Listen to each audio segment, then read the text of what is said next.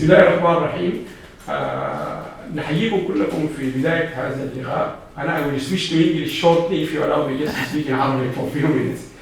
في البداية نتمنى ربنا سبحانه وتعالى أن يعني يحل هذا الأذى في السودان، وربنا يرفع أهلا في السودان، ونترحم على كل شهدائنا في السودان، ونتمنى ربنا سبحانه وتعالى أن يسهل الأمر كل أسرنا وأهلنا في السودان، وخصوصا النساء الذين تعرضنا يعني للاغتصاب وللأذى الجسيم اللي كلنا سمعناه ونسمع عنه كل يوم.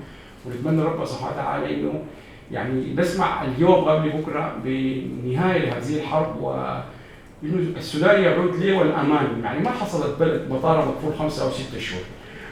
يمكن انا قلت الكلام ده بس لانه دايرين نبدا اللقاء ده واللي هو كلكم سودانيين الغالبيه هنا. انا will switch to English عشان I have to appreciate you. Thank you very much. It's very nice to meet you all. My name is Allam Ahmed. I have 2 roles here. One of them, I'm involved in Urogynaecology, which is a platform we established in 2008 at the University of Sussex with collaboration with the Sohier for Science and Technology. The project at that time was named Diaspora International Project. I'm an academic. I'm a professor of knowledge management and sustainable development. This is my area. I know you have seen me associated with these doctors. I'm not a medical doctor. I am very pleased to see you all here. This is one of series of events we have been doing from 2008, which is called Diaspora in Focus. Diaspora in Focus is to highlight some of the diaspora, their contribution, their journey, and how they manage to compete and to, if you like, to survive in the environment, which is, this is our home. I born in Sudan, and most of you, I think they born somewhere, we came here, and the term diaspora itself means people have dual nationality, or they born somewhere and they living somewhere else. So despite all these difficulties, people like me and most of you here, I think you all born somewhere and then you lived here. Like myself, I spent 20-something years in Sudan. They face a lot of challenges, culturally, emotionally, religious, everything. But in the workplace, there's an additional burden on us because we need to cope with all our colleagues, whether you're an academic or an engineer, or you have a grocery, or you are a mechanic. You will face all this happening in the UK. So the project started in 2008. Alhamdulillah, it was very successful. This series, yesterday I heard one of the people who was talking in one of these events before, she was voted as the best nurse in the United Kingdom. 2 weeks ago, I also heard from one of our colleagues who was very active from the Caribbean. He received a letter of acknowledgement and appreciation from the Prime Minister, Rishi Sunak, for the contribution he made for the last 7 or 8 years for the Windrush generations. For all of you who, they know the story of the Yamai and the Caribbeans. So we tried to highlight these people. Rudy Beige spoke a lot of time. He was one of the pillars here. And so on and so forth. So the idea or the objective of this Diaspora in Focus is to highlight someone. The project has been heavily biased to the Sudanese people because of 3 reasons. Number 1, I am a Sudanese, as you all know. At the time we started, the director of science and technology at UNESCO was Dr. Tayyib Mustafa. He was also a Sudanese. And at the time we started, the president of the 3rd World Academy of Science in Italy was a Sudanese, Professor Hagali. But more importantly, when we kicked this project in 2008 and then in 9, we thought we have to start by a sample of diaspora. And we found the Sudanese are the best group to start with, so we called for a conference in Brighton. And then in the Sudanese, we found that the best people to test the hypothesis of technology transfer is the doctors. Because we find almost every hospital now in this country, there is a doctor there. But in my field, like economics or academia, there's not much. But doctors are the best to try, and that's what happened. I'm very glad Dr. Mona Abdelaziz, she's one of the first people to join this from 2009. I don't want to make you all, you are here still, but she's one of the founders with a group called Sudan Public Health Group with Dr. Mayad Abafan and many of them. So they joined this from day 1, from 2009. And we had done lots of work with the doctors. So I know you are not very keen to listen to me rather than to Professor Sohier, but just quickly, we have a website, because the time we can't show you this, we wanted to show it to you. It's called sudanknowledge.org. But this project is global. It's not just about Sudanese, Jamaican, Syrians. I remember the Minister of ICT, Lebanon Minister of ICT in Marseille in France, he said to me, this network, if we find it, if we have it in Lebanon, it's fantastic, because the database we created, it can locate anyone either by gender or by his profession or by the city he's working. And if you need a doctor in, say, in New Zealand of Sudanese origin, you can find him. So he said there's millions of Lebanese in Australia, in Canada. He said to find something to find them. And the idea of finding them, then you can network with them. So to move, so you have our website, you can see it. We have some of our publications there. We publish lots of book series. One of them is called Diaspora Book Series. We have the Africa Belgrave with Belgrave. It's called Belgrave Africa Business Book Series. Sample of them are there. And we have the Sudan Book Series. Anyone interested to publish any of books, come to us. All our books are Scopus. For those from the universities, they know Scopus means it's the highest referencing, if like the highest or the best thing academia they look for. They all, alhamdulillah, we got Scopus approval. We are in Scopus now. Our journals are there.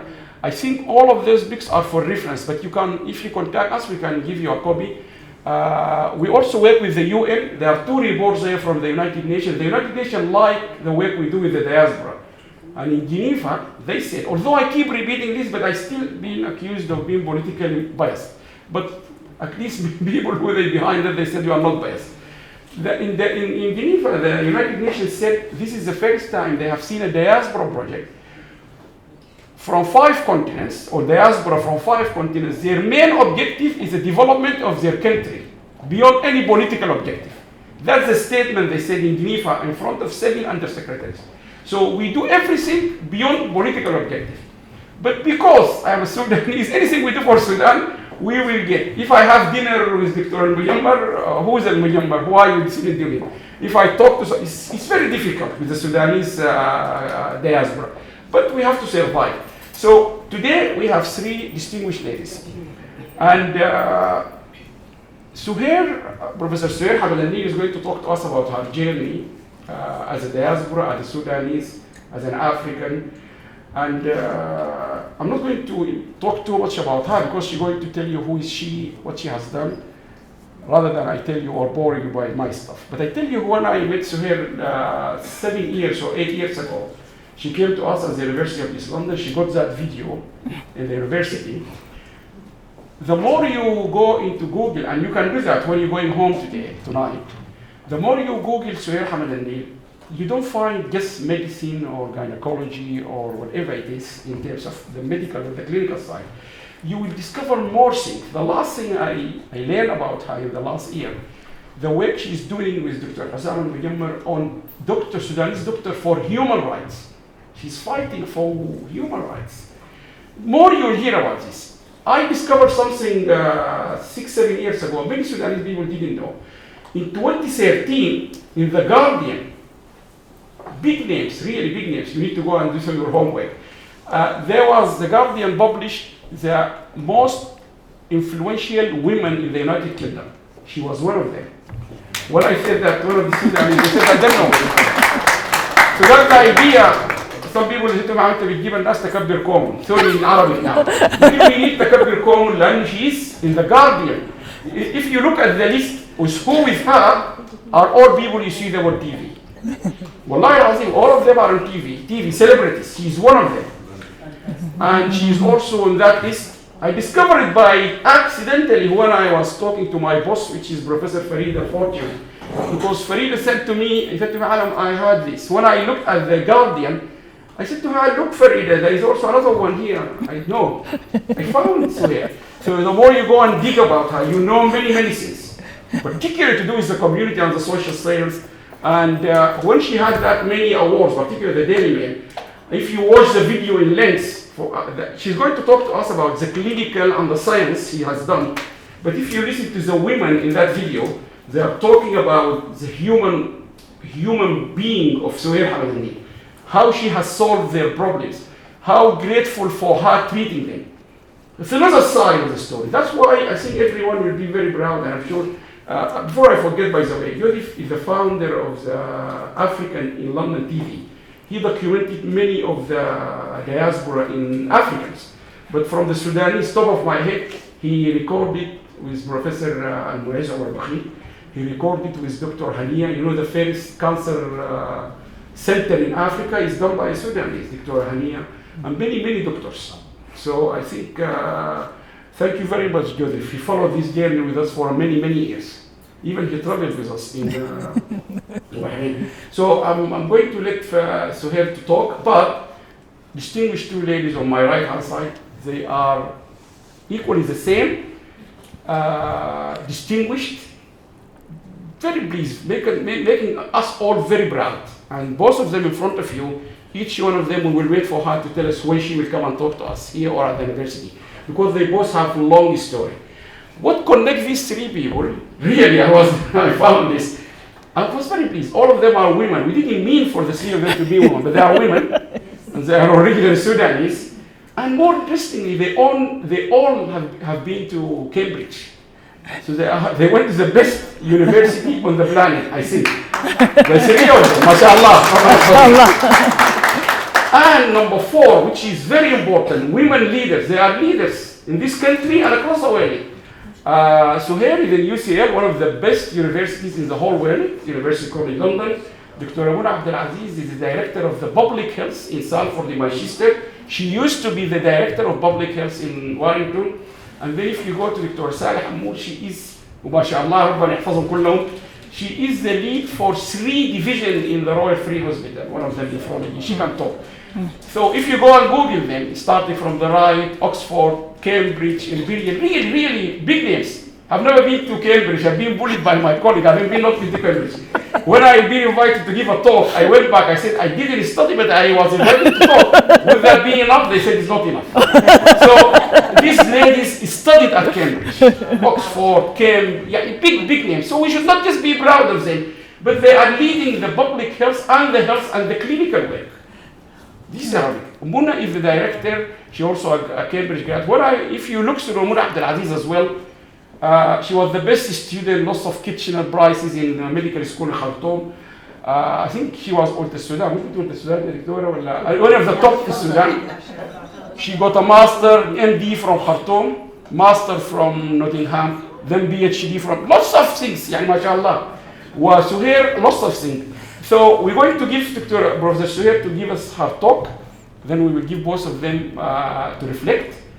And as I said yesterday, I tried to speak on Facebook because to connect with people. I said to them, Wallahi Azim, it's not easy and not usual to have a speaker like Sohier and you have 2 people like these 2 ladies to reflect on her. If you take them to the university, they will say to you, we need each one on a different day because it's 3 big names, يعني صراحة, Wallahi Azim. I'm very pleased, and I'm going to stop here. Sohier, the floor is yours. Thank you.